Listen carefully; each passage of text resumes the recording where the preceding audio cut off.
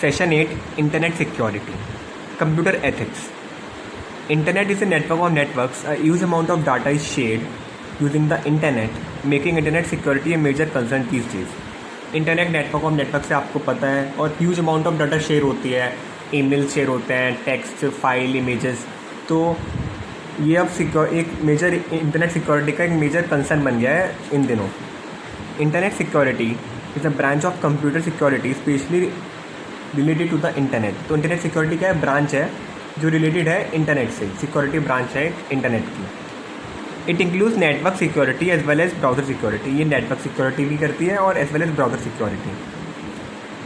It is closely link to our personal ethics. ये closely link है हमारे personal ethics से, मतलब मोरल प्रिंसिपल्स, क्या सही है क्या गलत. For example, in our day to day life we decide between right and wrong with the help of the guidelines from our parents, teachers, elders etcetera. तो डे टू डे लाइफ में हम decide करते हैं जो क्या सही है और क्या गलत है. अपनी हेल्प लेते हैं अपने मम्मी पापा, टीचर्स से, बड़ों से. तो ऐसी ethics is a set of rules that guides our behaviour. Similarly there are certain rules of conduct that every computer use must follow. तो ऐसे कुछ सर्टेन रूल्स होते हैं जो हर कंप्यूटर को फॉलो करने पड़ते हैं. These are generally referred as computer ethics, और उन्हें हम बोलते हैं computer ethics. Let us learn about some major ethical issues related to the computer.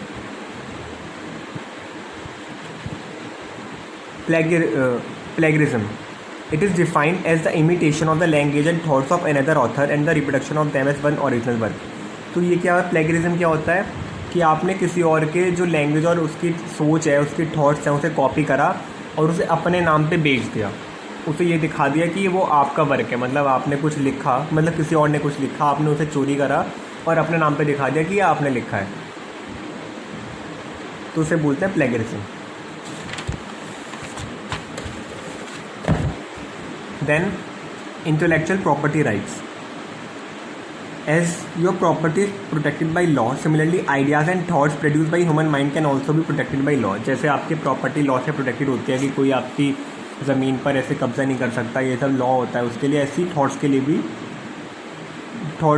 भी होता है. It is illegal to use them without the permission of owner और producer. वो इलीगल होता है अगर आप उसके ओनर, जो उसका असली में ओनर है, जिसने वो लिखा या बनाया है, उसकी परमिशन के बिना आप उसे यूज़ नहीं कर सकते. वो इलीगल है.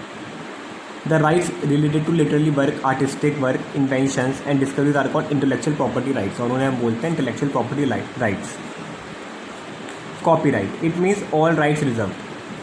The symbol C shows the material is the sole property of the owner. ये शो करता है कि the material is the sole property of the owner.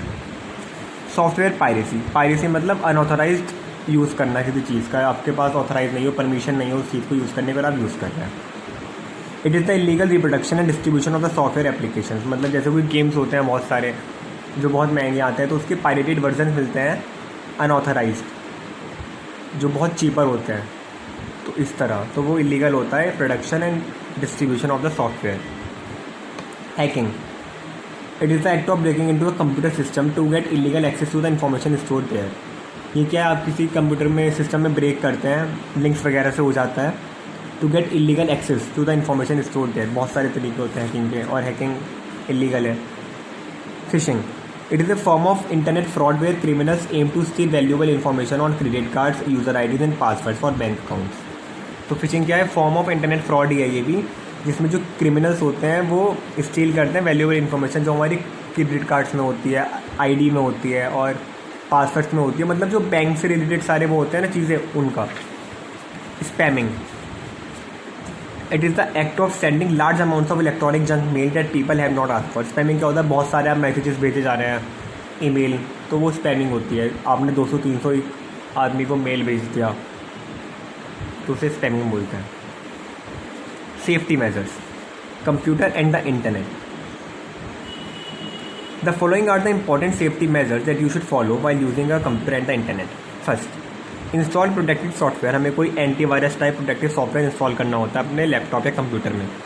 Install protective antivirus software and set it to scan your files and folders or virus on a regular basis. तो जैसे वो scan करता रहे हमारे फाइल और folder on a regular basis, हर हफ्ते, हर वीक, कम से कम वीक में एक बार. Antivirus programs check the files on your computer to detect viruses and remove them. Antivirus programs क्या करते हैं, फाइल कंप्यूटर फाइल चेक करते हैं और वायरस को पता करते हैं और उन्हें रिमूव कर देते हैं. There are many antivirus programs available in the market. You may install an antivirus program on your computer in order to prevent it from being attacked by computer viruses. जैसे Norton, MCFE, EVG, Key7 Endpoint Security, F-Secure, ऐसी आता है Quick Heal Security, Quick Heal Total Security आपने सुना होगा. Avast का आता है antivirus. Second, choose strong passwords. Use a combination of letters, numbers and special characters to create a strong password. हमें अपना पासवर्ड स्ट्रॉन्ग रखना चाहिए. उसमें लेटर भी होना चाहिए, upper case, lower case, number भी होना चाहिए और कोई स्पेशल कैरेक्टर भी होना चाहिए. Create a different password for each important account and update it regularly. और हमें रेगुलरली अपडेट करना चाहिए. हर एक महीने में एक बार उसे चेंज करता रहना चाहिए. Backup on a regular basis. Make a practice to take regular backup of the important data. हमें बैकअप रखना चाहिए कुछ चीज़ों का, जैसे कॉन्टेक्ट्स का बैकअप रखना चाहिए, फ़ोटोज़ का. Control access to your machine. Do not leave your computer unattended और lock down, specially in public places. कभी भी हमें अपना लैपटॉप या पर्सनल मोबाइल या टैबलेट, ऐसे हम जैसे रेस्टोरेंट वगैरह में बैठे हैं या कैफ़े में बैठे हैं, तो ऐसे कहीं भी पब्लिक प्लेस में लॉग इन नहीं छोड़ देना चाहिए. हमें वो टर्न ऑफ करना चाहिए, जैसे कोई और ना चला ले फिर लॉग इन करके आपकी ID. Use email and internet safely. Do not open the email with an attachment और links from the people you don't know. अगर आप किसी बंदे को नहीं जानते हो, किसी को, तो हमें वो ईमेल खोलना ही नहीं चाहिए जिसमें कोई लिंक या अटैचमेंट होता है, अगर आप किसी अननोन पर्सन से आया है वो. Protect sensitive data. Remove all the sensitive data file from the hard disk, specially when recycling और रीपर्पसिंग योर कंप्यूटर. और जो सेंसिटिव डाटा है आपकी हार्ड डिस्क में, वो स्पेशली आपको रिसाइकिल करनी चाहिए और रीपर्पसिंग योर कंप्यूटर. जब आप रिसाइकिल करते हैं तो वो सब रिमूव कर देनी चाहिए आपको. Use firewall. Firewall is the most basic way to safeguard your computer from being access by a burglar, specially via internet. तो फायरवॉल बेसिक वे है सेफ गार्ड आपकी कंप्यूटर की रक्षा करने के लिए. It prevents a computer system from unauthorise viewing of sensitive data. जिसका use है Windows 7 provides system and security option in the control panel. The installed antivirus software is displayed in it. Scan all portable storage devices before use. हमें scan करना चाहिए. जैसे हम USB, CD या DVD लगा रहे हैं तो स्कैन होनी चाहिए. वो मतलब आपके पास एक सॉफ्टवेयर होना चाहिए एंटीवायरस वाला, वो खुद ही स्कैन कर लेता है. Use an antivirus software to scan all storage devices like a pen drive, CD, DVD, etc. before connecting them to your computer. Do not use pirated software. Pirated and unlicensed software are cheaper but have a great risk of containing viruses. वो ये cheaper होते हैं और एकदम मिल जाते हैं, पर इसमें great risk होता है वायरस का. Always go for genuine software downloaded and from official sites. Secure transaction. Do not send important information like your personal details or card details over insecure connections. हमें अपनी कार्ड डिटेल या personal detail share नहीं करनी चाहिए किसी भी unknown site पे. और ये बहुत इंपॉर्टेंट है. Always look for HTTPS instead of HTTP. क्यों? इसमें जो एस है वो डिनोट करते हैं सिक्योर कनेक्शन. तो अगर कोई यहाँ से इससे शुरू है तो वो सिक्योर कनेक्शन है और इससे है तो नहीं है. Clear data stored in browser. Sometimes website store information like history of the website visited, cookies created by these websites, login IDs and passwords for different sites to make up browsing faster. However, it is not advisable to store such data on public or shared computers.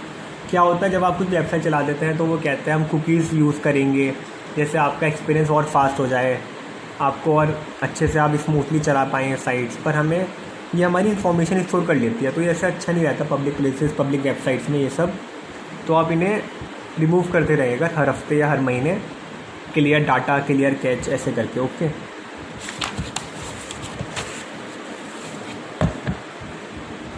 In this session we shall learn about clearing personal data in Mozilla Firefox. अब हम personal data कैसे clear करें Mozilla Firefox में. अगर हमने कोई बहुत सारे सर्च करी हैं चीज़ें, अब हमें पर्सनल डाटा वहाँ से हटानी है तो कैसे करेंगे. Launch Mozilla Firefox. हमने लॉन्च करा. क्लिक टूल्स, मेन्यू, ऑप्शन है, डायलॉग बॉक्स ओपन अप. हमने टूल्स पे क्लिक करा, टूल्स मेन्यू पे, तो ऑप्शन पे क्लिक करा. Select the privacy and security tab. ये रहा आपका प्राइवेसी एंड सिक्योरिटी टैब.